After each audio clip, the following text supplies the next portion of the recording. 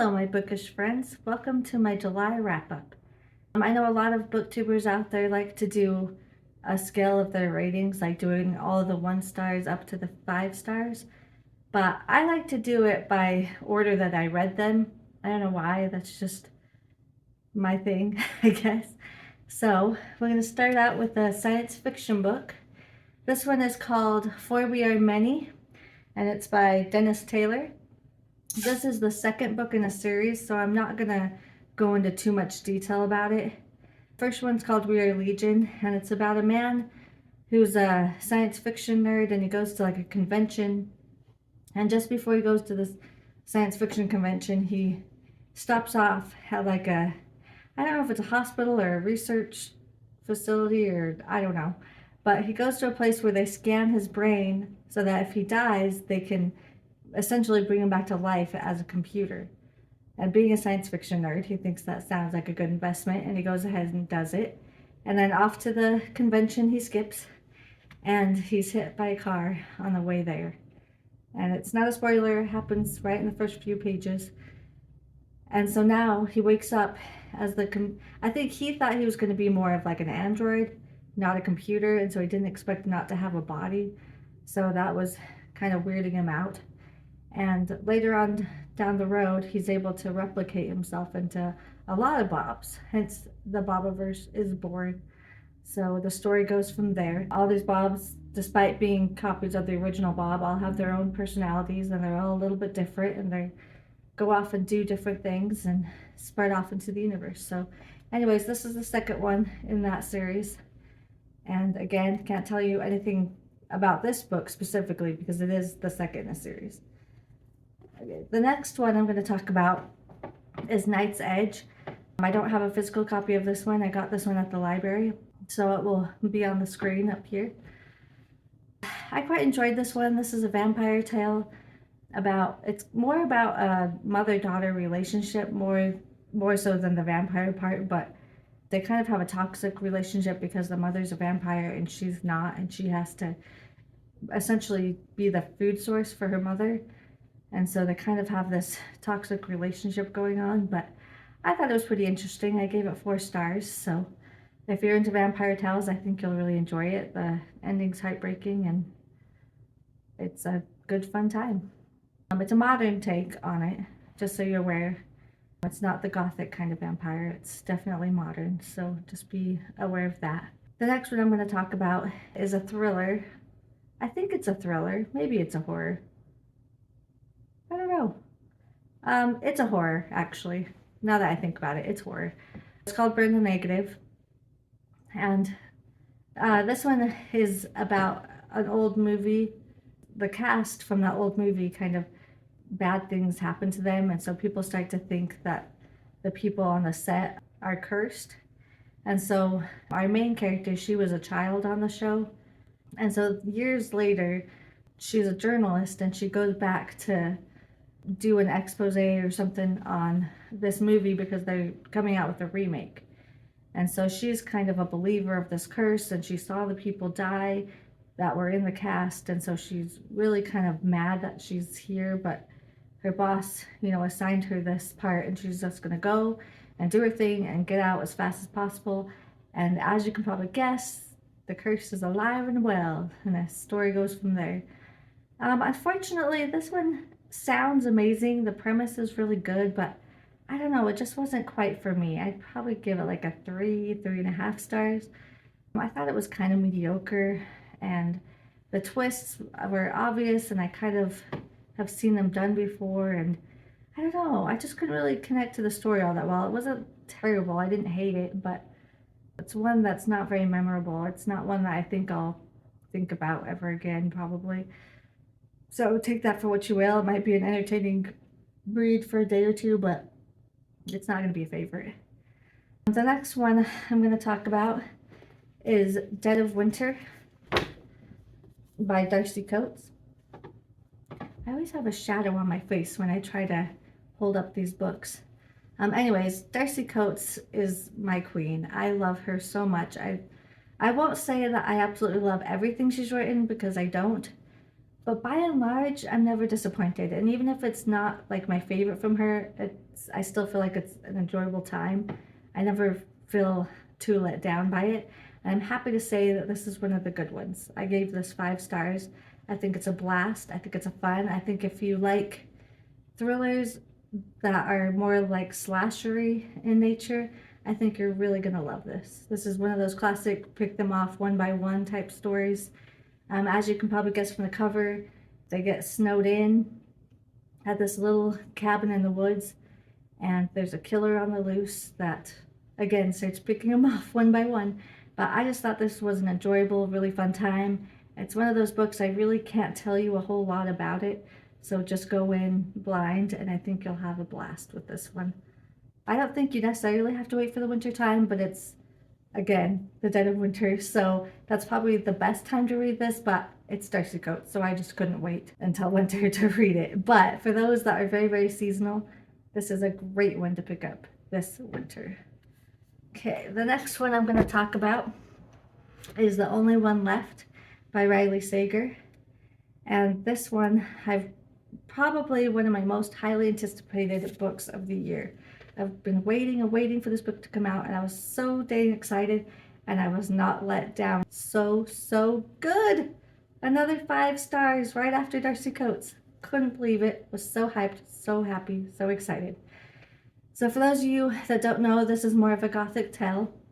It's about a woman named Kit.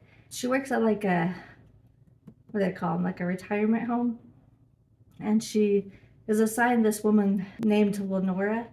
And it's kind of like a Lizzie Borden thing where her family got murdered and they all suspect that she did it, but there's no evidence to support that, so she's let go.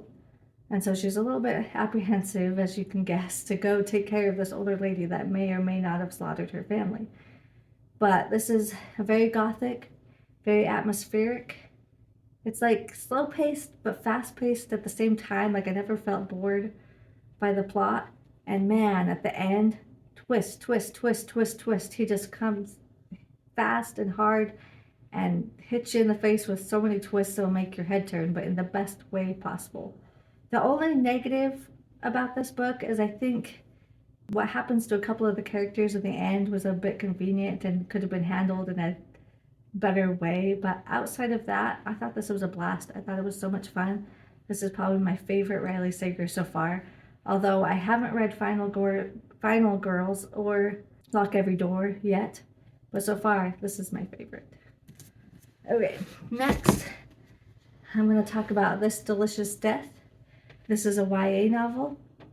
This is a modern take on, I'm not really sure, it's kind of a mix-up. I want to say it's a zombie book, but it's not really a zombie. It's more like a zombie, werewolf, vampire, cannibal hybrid. I don't know. They're called ghouls, so we'll just say it's a ghoul book, but they're kind of a mix of different things. And I thought it was a lot of fun. I really liked learning about the world. I liked the world building, essentially, in this book about this pandemic that turned people into these ghouls and the effects that it had in society afterwards. I thought it was really fun. It is YA, so it is highly predictable, but I don't know. I didn't mind it, though. I mean, there was the main twist that was like, yeah, I saw that coming, but I don't know. It was just fun. It was just enjoyable, and it was a good summer read. I will say it was a little bit funny. I was telling my husband this because it was so obvious how like inclusive the author was trying to be, because you have this group of 4 people, and out of the 4 people you've got, you know, white, black, Mexican, lesbian, trans, and bi, all in this little friend group.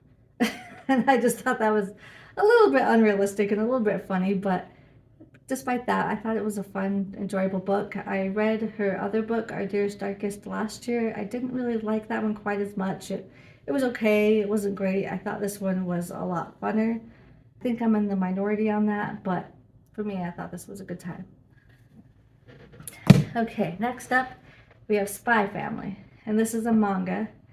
And I've seen this all over the internet, and I've only just recently gotten into manga, so I thought I'd give it a chance when I saw it at Target. And it was really cute. It was really fun. This is about a spy, and his next mission, he needs to have a family in order to fulfill that mission. And so he decides to adopt a little girl. So he goes to an orphanage and finds this little girl. But unbeknownst to him, she's actually a telepath. And so he takes her home and takes care of her. And then he's like, oh, I need to have a wife because I need to go to the school to talk about this little girl and they're expecting me to bring my wife. So he bumps into this woman at like a cafe, or no, I think it was like a dry cleaning place, I think, or a tailor place. I don't know. Something. He meets her, just happens to meet her, and she's really sick of people harping on her, like, why aren't you married yet? Where's your husband? Why aren't you married? You're 27. You should be married. And she's sick of her family and friends just always assuming that she should be married because she's getting older. And so she meets this man and she's like, oh, well, I have to go to this party with my family and friends, and maybe I'll bring him along and he can be like my fake husband, which we love to see. And he needs to have a wife. So this kind of fits both of their requirements. So he's like, I'll pretend to be your boyfriend if you'll pretend to be my wife. Again, unbeknownst to him, she's actually an assassin by night. So this little family has all these secrets and they don't know anything about each other. I didn't expect it in the first volume, but they're already starting to, kind of fall in love or like each other, and you kind of know where it's headed, but it's really cute and it's really fun, and I'm excited to continue on. Next we have High Tide by R.L. Stine. And as all Fear Street, there's some that are better than others, and this one's kind of in the middle. I'd probably give this like a 3.5. Oh, I forgot to give you my ratings of Delicious Death. That one's 4 stars, and Spy Family I would give a 5 star. Anyways, so this one I want to say it's YA because I thought all of R.L. Stine's books are YA, and it obviously reads just like all his other Fear Street books. But what I didn't realize is these kids are actually in college. So I'm like, I don't know if that, I don't know, maybe it fits in like new adult category. I don't know. So I don't think it's technically YA, and I think there's actually a few other books of his that have college kids. So I don't know what you would classify these as, but either way, it doesn't matter. This is about these college kids, and they live close to the beach, and one of them's a lifeguard, and it kind of follows his story as different threats and different things come his way. I don't want to give much away because the street is very short. This is like I said, it's not mediocre. It was fun, and I didn't see the twist. I saw one of the twists. I did not see the second twist coming, and it was kind of ridiculous, to be honest, but for the most part, I had a fun, enjoyable time with this one, and it's a good summary read. Okay. Next, we have Blackmouth. This one is actually my book club pick for my internet book club. If you're interested, it's called Youll Read Two. I found them on Instagram. Anyways, this was our book club pick for the month of July. And this one was a lot like the movie It, combined with Slender Man. Not so much like the book Slender Man or the movie Slender Man, but like the true crime Slender Man, where the two girls like stabbed their friend to death. It's combined with that, and then it also has some Red Dragon in there because there's an antagonist that's a lot like the Red Dragon by Thomas Harris. So this one I gave 4 stars. I thought it was really fun. It has a carnival in it, so very summery, very fun. And it's pretty chunky, so I was pretty scared to read it. And this is the second Ronald Malfi I've read. I read Come With Me last year, and it was enjoyable. It was fun, but it's kind of forgettable if I'm being honest. And it was definitely more of a thriller than a horror, in my opinion. But this one's definitely horror. And just like it has a group of friends that come into contact with some evil when they're kids, and then as they're adults they have to come back to their hometown and defeat the same evil. And I thought it was a fun, enjoyable time. Okay, the next two I should say, are arcs, so I don't have the physical copy, so again they'll be up on the top of the screen. The first one is called The Last One by Will Dean, and this one I had really high hopes for it. I was a little bit nervous because for a thriller it's pretty long, But I started hearing some reviews about it and they sounded pretty positive, and the premise sounds amazing. It's about this woman who's on a cruise ship with her boyfriend and they're having a romantic getaway for the first time. And they wake up the next day, or I should say, she wakes up the next day. Nobody's there.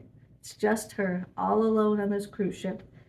No passengers, no captain, no workers, just gone.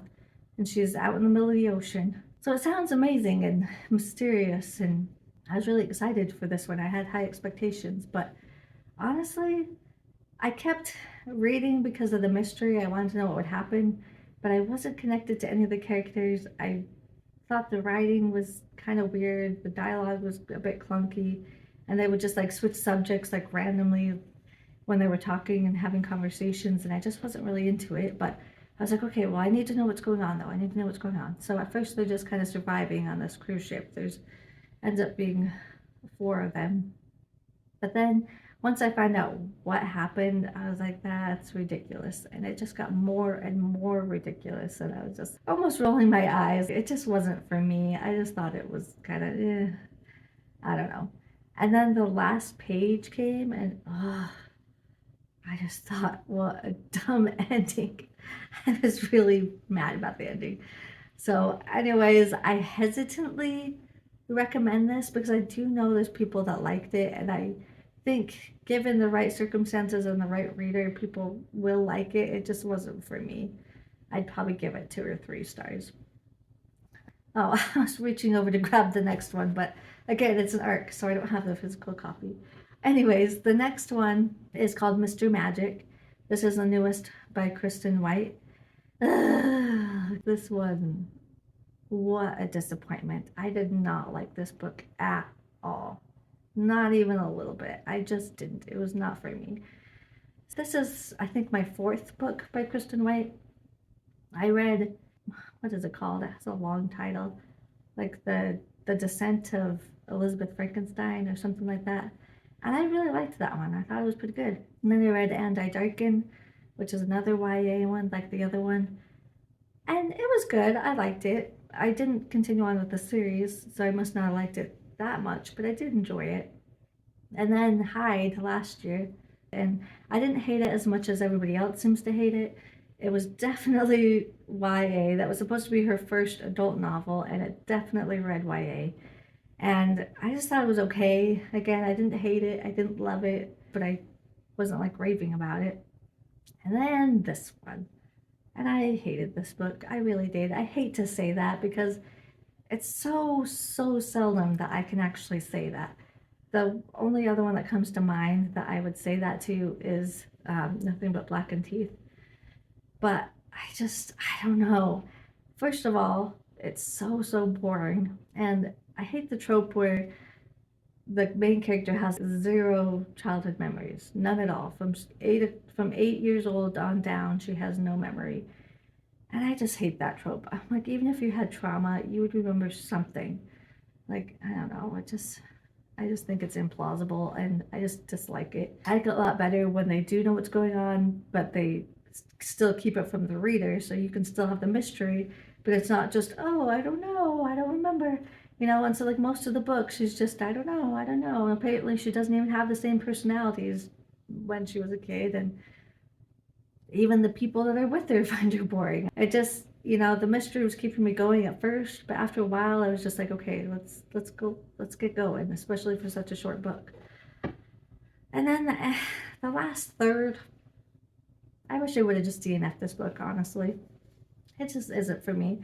It's just the theme or the message that the author wanted to convey was just pretty much shoved in your face. And I've seen the same theme in other books, but done a lot better, a lot more subtle, and wrapped up in a very good, entertaining book. This one was just boring, and then, oh, this is the message, shove down your throat. And the message wasn't even that clear because it was about a childhood TV series, and so I was like, maybe it's about like censorship or something, but then it had like these religious overtones, and I don't know. By the end, it was supposed to be against the rules that religion sets on you and all of that, but It sounded more like just any kind of rules, like children shouldn't have rules. They should just be free and be themselves and do whatever they want to do. And I just don't personally agree with that. I'm like, you're talking about these childhood shows, and I think of like Barney, or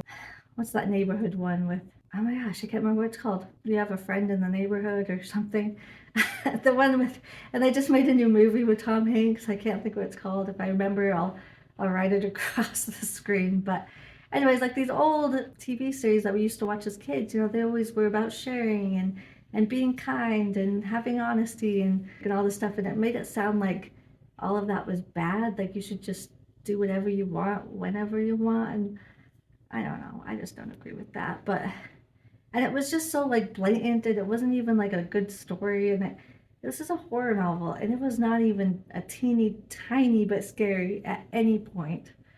It didn't even feel like a horror book, in my opinion. It was more like magical realism or something. But I don't know. It just wasn't for me. Maybe some people will end up liking me. I don't know if this author is for me because, like I said, with every book I read from her, every single one, I get less and less enjoyment out of her books. I do have a middle grade series by her, and I'll still read that, but I just don't think this author's for me. I think we're gonna part ways after this, but that's my wrap up. That's all I have for you guys, and I hope you enjoyed this. See you next time. Bye.